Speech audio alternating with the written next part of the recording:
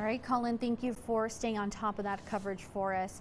Now back to our continuing coverage on the Biden administration preparing to send 1,500 active duty troops to the southern border on a temporary basis as Homeland Security officials brace for an expected migrant influx when a major COVID restriction is lifted next week. NBC's Gabe Gutierrez here in El Paso with the latest. After illegal border crossings hit a record high last year, this morning the Biden administration is now preparing to send 1,500 active duty troops to the southern border for 90 days. That's in addition to the 2,500 National Guard members already there.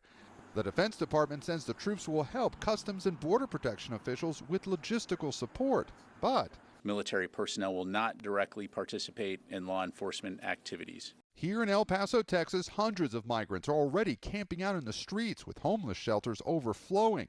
Some migrant advocates say sending in active duty troops sends the wrong message. It is dire in that sense that there's an urgent humanitarian need. And in the other side, we do see that there's a failure system in terms of the asylum systems that we supposed to have in the United States. 5 months ago, we saw huge groups of migrants crossing the border here. And the conditions here are miserable. But an even larger influx is expected to begin a week from tomorrow when the pandemic-era border restriction known as Title 42 is lifted. It allowed the U.S. government to more easily expel asylum seekers because of COVID concerns. The policy has been used more than 2.5 million times since it took effect in 2020.